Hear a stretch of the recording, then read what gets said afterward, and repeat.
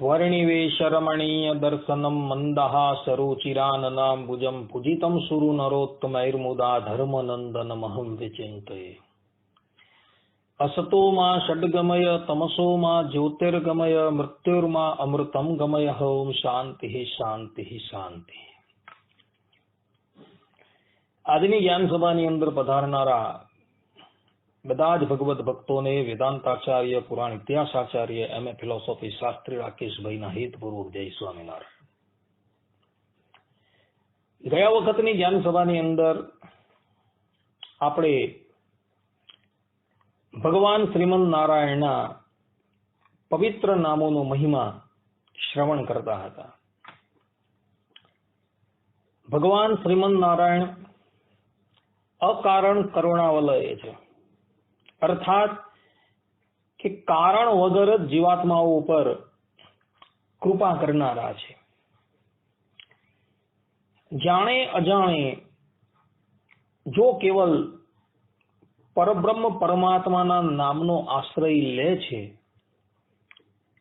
તેનું પણ એ ભગવાન કલ્યાણ કરનારા છે. વરાહ પુરાણની અંદર એક કથા આવે છે. એક વખત એક મ્લેચ્છ એટલે કે જે ગૌ માંસનું ભક્ષણ કરતો હોય તેને મ્લેચ્છ કહેવામાં આવે. તો એક મ્લેચ્છ વનની અંદર એક સ્થાનની ઉપર દીર્ઘ શંકા કરતો હતો. હવે એવામાં એક સુવર આવ્યો અને સુવરે પોતાના દંતશૂળો દ્વારા એ મ્લેચ્છનો વધ કરી દીધો. હવે આ મ્લેચ્છ લોકો જે છે ને એ સુવરને હરામ માને છે. એટલે આ મ્લેચ્છ જે છે એ મરતા મરતા એવું બોલ્યો કે આ હરામે મારો વધ કર્યો. મ્લેચ્છનો બોલવાનો ઉદ્દેશ્ય સુવર પ્રત્યે હતો, પરંતુ એ હરામ શબ્દ જે બોલ્યો ને એની અંદર રામ નામ આવી ગયું, અને રામ નામ આવી ગયું એટલે અકારણ કરુણાવલય પરબ્રહ્મ પરમાત્મા ત્યાં પ્રગટ થઈ ગયા. અને અજાણતાથી પણ આ મ્લેચ્છે મારું નામ સ્મરણ કર્યું એવું માનીને ભગવાન શ્રીમદ નારાયણ એને પોતાના ધામની અંદર લઈ ગયા. વિચાર કરો કે જે વ્યક્તિ ગૌમાંસનું ભક્ષણ કરનારો છે, અનેક પાપ કરનારો છે, પરંતુ અંતકાળે એણે ગલત ઉદ્દેશ્યથી પેલા સુવરને અપશબ્દ બોલવા માટે હરામ શબ્દનો પ્રયોગ કર્યો, તો હરામની અંદર પણ પાછલા બે અક્ષર રામ આવી ગયા હોવાથી શ્રીમદ નારાયણ ભગવાન ત્યાં પ્રગટ થયા અને એ મ્લેચ્છનું એણે કલ્યાણ કરી દીધું. આટલા ભગવાન કરુણામય છે કે અજાણતાથી પણ જો ભગવાન શ્રીમદ નારાયણના નામનું ઉચ્ચારણ જો થઈ જાય તો એનું પણ ભગવાન પોતે કલ્યાણ કરે છે. આ વરાહ પુરાણની અંદર કથા છે. આવી જ એક બીજી કથા લૌકિકની અંદર જોવા મળે છે. એક ચોર જે છે એ નિત્ય ચોરીનું કાર્ય કરતો હતો. એક વખતની વાત છે, એ ચોર ચોરી કરવા માટે લક્ષ્મી નારાયણ દેવના મંદિરમાં ગયો અને ત્યાં આવી એણે ભગવાન શ્રી હરિના અંગની ઉપર જે પણ કોઈક આભૂષણો હતા, આ ઉપરાંત ભગવાનની સેવાની અંદર જે સુવર્ણના અને ચાંદીના પાત્રો ઉપયોગમાં આવતા હતા એ બધા જ પાત્રોનું તથા ઘરેણાનું એક પોટલું બાંધ્યું અને ત્યાંથી તે રવાના થતો હતો ત્યાં ધડામ કરતો એ પડી ગયો. હવે આ રીતના પૈડો એટલે શ્રીમન નારાયણ લક્ષ્મીજી પ્રત્યે બોલ્યા કે દેવી જુઓ, આ ચોર જે છે એ મને દંડવટ કરી રહ્યો છે. જેવી રીતના દંડ આવે, એ દંડ ઉભો હોય તેને આપણે આમ ફેંકી દઈએ, તે જ પ્રમાણે જે દંડવટ કરવામાં આવે કે આપણે ઉભા હોઈએ અને સીધા દંડાની જેમ આપણે આમ પડી જઈએ ભગવાનના ચરણની અંદર, એને દંડવટ કહેવામાં આવે. તો શ્રીમદ નારાયણ કહે છે કે જુઓ દેવી, આણે મને એક દંડવટ કર્યો એટલે હું એનું કલ્યાણ કરીશ. ત્યારે જગતજનની માતા લક્ષ્મીજી બોલ્યા કે નહીં પ્રભુ, એવું નથી. એ વ્યક્તિએ તમને તો દંડવટ કર્યા, પરંતુ સાથે સાથે તમારી પ્રિયતમા એવી હું, જે સમસ્ત ભક્તોનો આશ્રય છું, એવી મને પણ એને દંડવટ કરેલા છે. ત્યારે શ્રીમદ નારાયણ કહે કે નહીં દેવી, એવું નથી. એમણે મને તો દંડવટ કરેલા છે, તમને પણ દંડવટ કરેલા છે, પરંતુ એ જે જગ્યાએ દંડવટ કરે છે ને, એ સ્થાનની ઉપર કેટલાય સંતો આવતા જતા રહે છે અને એની રજ જે છે એ ત્યાં પડેલી છે. અને થોડા સમય પહેલા જ અહીં એ રજની અંદર ગૌ માતાએ પોતાના મૂત્રનો ત્યાગ કરેલો હતો અને એ સંતોના ચરણ અને ગૌમૂત્ર વાળી રજની અંદર આ પૈડો અને એના મુખની ઉપર કિંચિત ગૌમૂત્ર અને સંતની રજવાળું જે મૂત્ર જે છે એ સ્પર્શ થઈ ગયું છે, એટલે આ તો નિષ્પાપ થઈ ગયો છે. માટે હવે તો હું એના પર અવશ્ય કરુણા કરીશ. ત્યારે લક્ષ્મીજી બોલ્યા કે નહીં પ્રભુ, એવું નથી. એને તમને દંડવટ કર્યા, મને દંડવટ કર્યા, સંતોની ગૌરજ તથા ગાયના મૂત્રની રજની અંદર એને સ્નાન કર્યું, પરંતુ જ્યારે એ આપણે આ પ્રમાણે દંડવટ કરતો હતો ને, ત્યારે એક બિલાડી જે છે એક ઉંદરને ખાવા માટે દોડતી હતી, અને એ બિલાડીને ખાવા માટે એક કૂતરો દોડતો હતો. પરંતુ જેવો આ ધડામ દઈને આપણે દંડવટ કરવા માટે પૈડો, એવો જ પેલો ઉંદર જે છે એ ખળભળાટ થતા ભાગી ગયો. પેલી બિલાડી જે છે તેણે પણ ખળભળાટ જોયો અને પછાડ વળીને જોયું તો કૂતરો આવે છે. તો એ કૂતરાને આવતો જોઈને એ પણ ભાગી ગઈ. એટલે આના દ્વારા બે જીવની રક્ષા થઈ છે. માટે આપણે એનું કલ્યાણ કરશું. અને ત્યારબાદ શ્રીમદ નારાયણ પ્રગટ થયા અને એ જીવાત્માને સદેહે પોતાના વૈકુંઠ ધામમાં લઈ ગયા. આટલા ભગવાન કૃપાળુ છે કે જીવાત્માના એ દોષ નથી જોતા, એ દોષની અંદર પણ ગુણ જોઈ છે.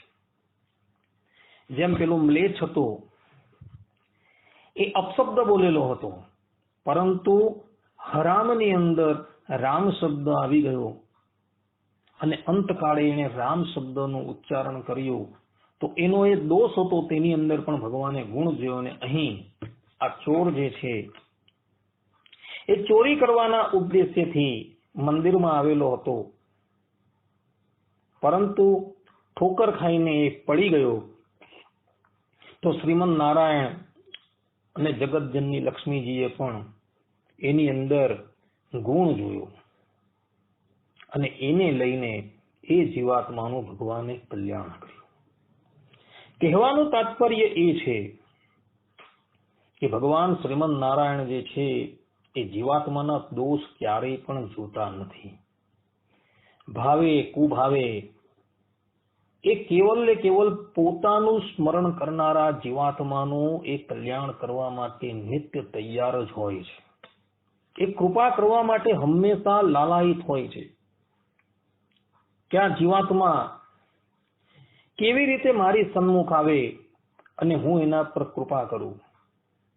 ભાવે કુભાવે કોઈ એને દંડવટ કરે, કોઈ એના નામનું ઉચ્ચારણ કરે તો પણ એ કૃપા વરસાવવા માટે તૈયાર છે.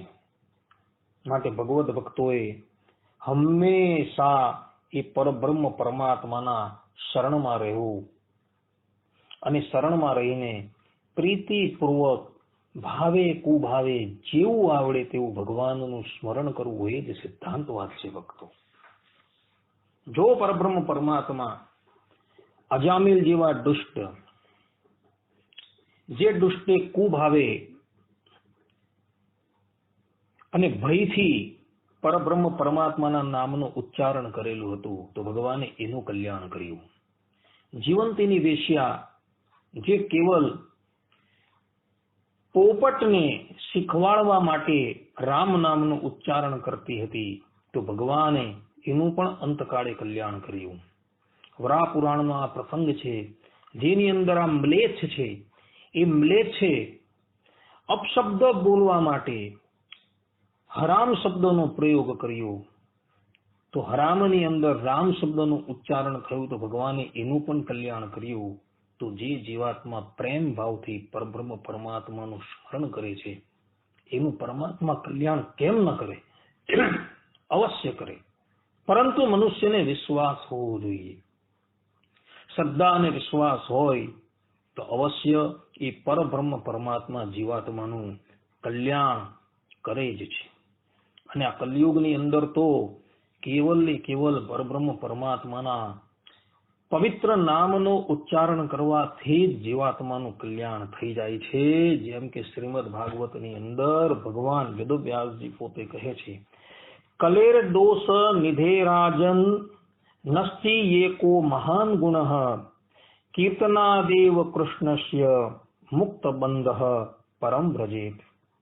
अर्थात कि हे राजन, दोषों के भंडार कलयुग में यही एक महान गुण है कि इस समय श्री कृष्ण का कीर्तन मात्र करने से मनुष्य बंधन मुक्त हो परम पद को प्राप्त हो जाता है.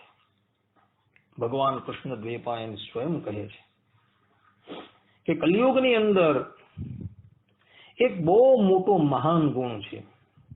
એ ગુણ કયો?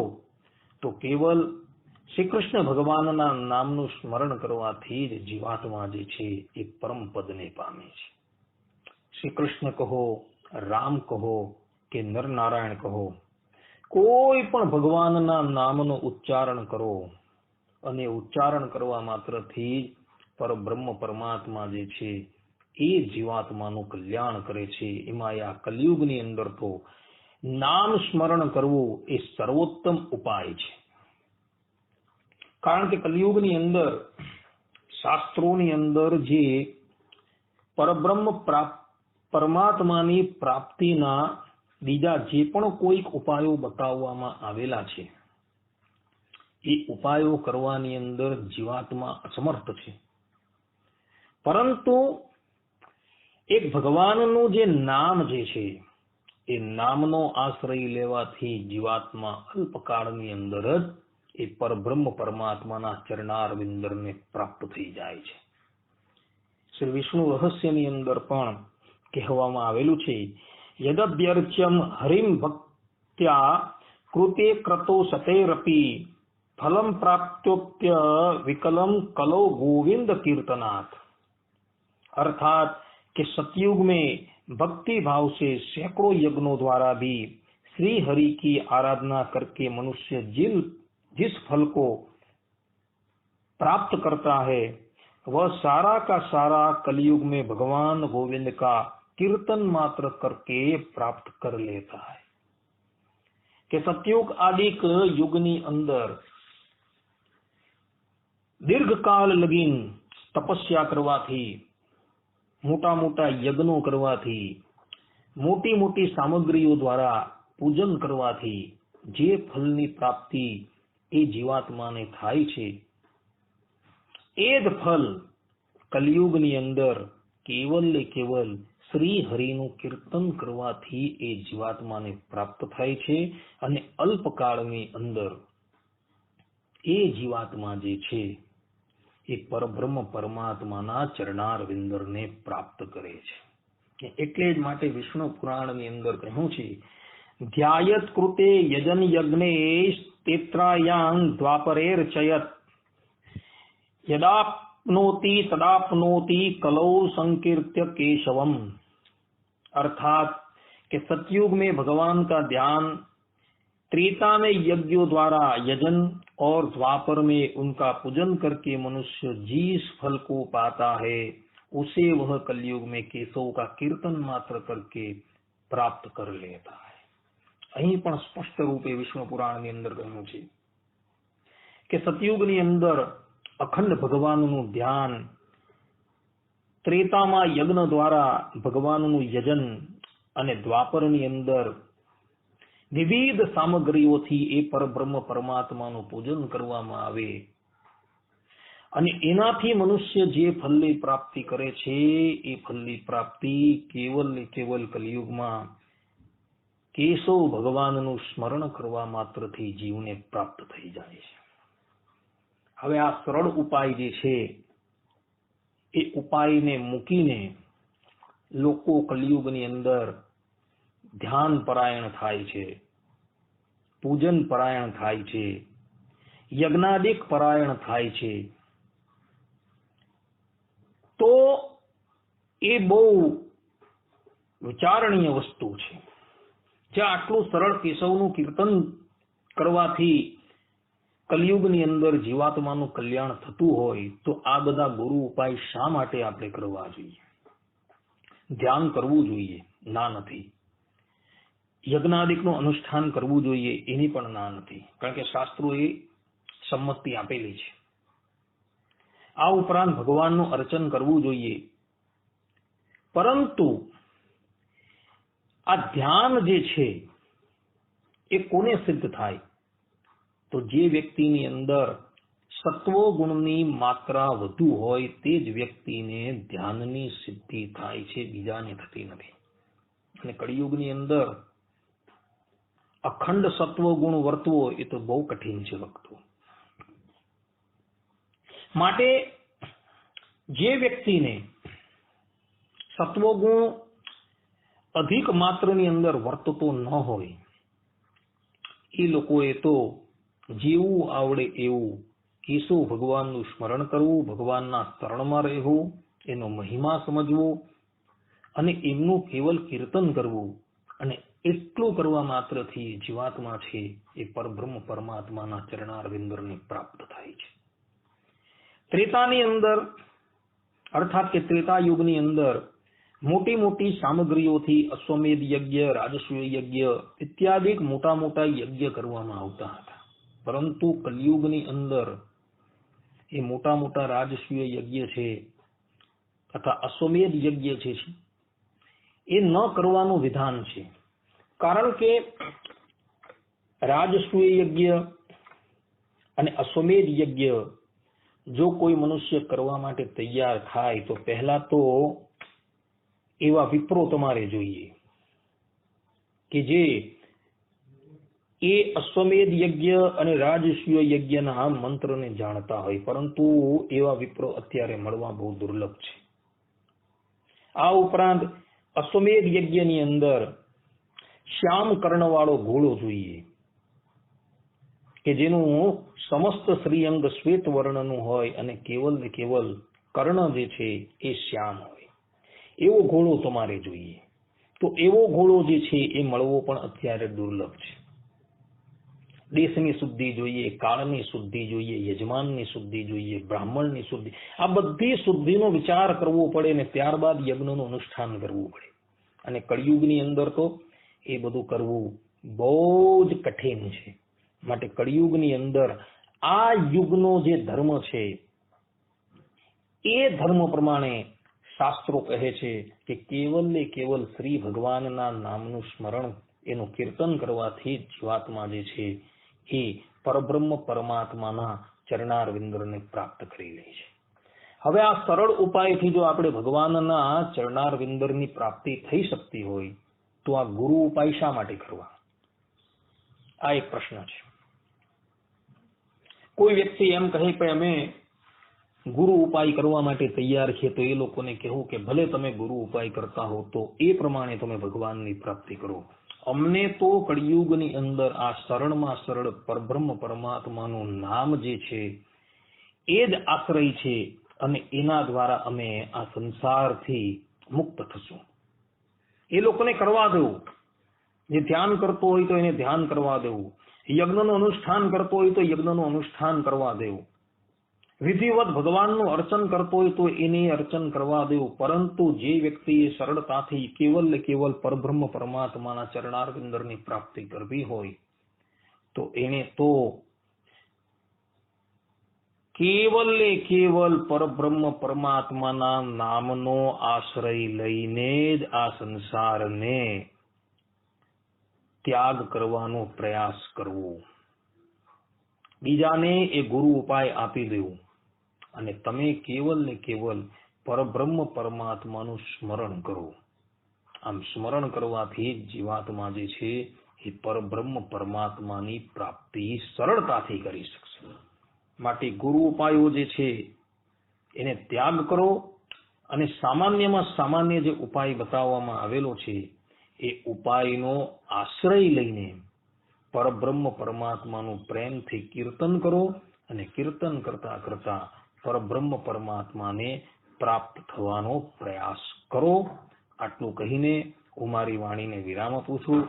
સર્વે સંતુ નિરામયઃ, સર્વે સુખીનો ભવંતુ, સર્વે ભદ્રાણી પશ્યંતુ, માં કશ્ચિત દુઃખ ભાગ ભવેત. અસ્તુ. જય સ્વામિનારાયણ. હવે પછીના પ્રવચનની અંદર પણ આપણે પુનઃ ભગવાન શ્રીમન નારાયણના પવિત્ર નામના મહિમા વિશે વાત કરશું. ત્યાં લગી બધાને જય સ્વામિનારાયણ.